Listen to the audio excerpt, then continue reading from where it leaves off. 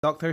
Thompson, along with two fellow American investors, says they're pulling out of the Howler Jungle House and Cabañas project in Burrell Boom.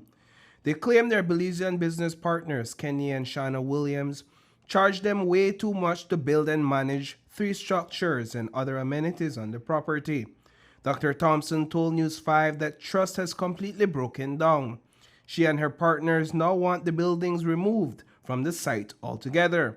But the Williamses aren't staying silent. Their attorney Andrew Bennett is firmly rejecting the accusations. And then once we told them, like we gave them a 30-day notice, that's when they completely blocked Jazmynn from going on the property. It was once we gave the 30-day notice. But before, they would allow her to come when she was getting the appraisals because they thought it was still something related to us working with them. And it was obvious at this point that we weren't going to work with them anymore. And that's when they decided she wasn't allowed for no reason. That's what was brought up before. There was no reason. And so then first they said, no, we need notice. We have guests. We don't want to interrupt them. Okay, we respect that. We gave notice by email but that our lawyer sent. No, that's not enough. Jazmynn Tillett has been acting on behalf of the American investors in Belize, and Bennett says his clients did not block Tillett from the property without reason. We just want to be very clear because we anticipate that this may lead to litigation. We have written to their attorneys. We have offered solutions in respect of the removal of these structures. That is still a live matter.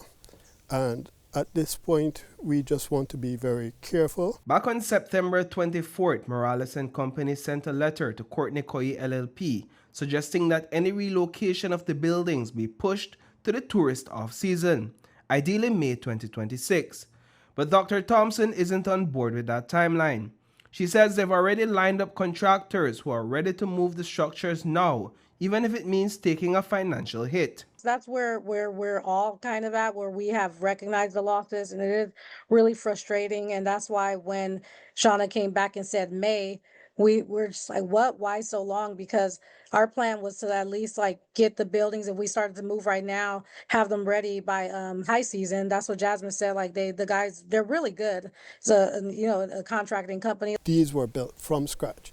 And so the dismantling and the removal of these structures, as you notice when we were coming in, it's a very, I would say, the passage is not good for a mass removal of these structures.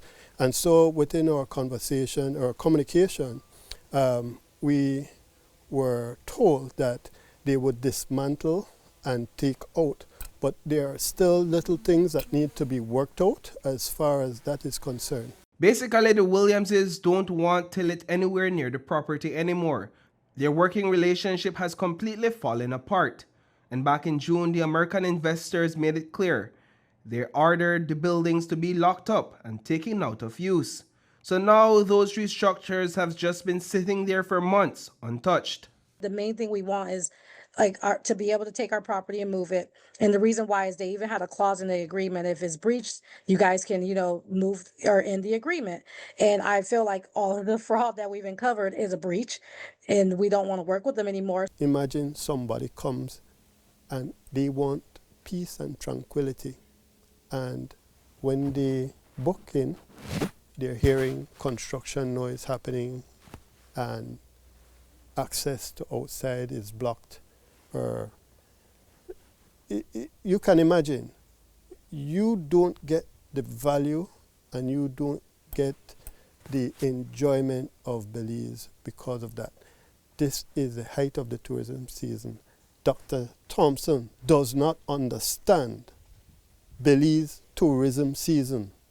Legal tensions are heating up in the Howler Jungle House dispute, and the paperwork is under the microscope. Burrell and Williams LLP have flagged several inconsistencies in the lease agreement tied to the Burrell Boom property. In a letter to Dr. Thompson, the firm warned that without proper legal structure, the current setup will continue to cause problems.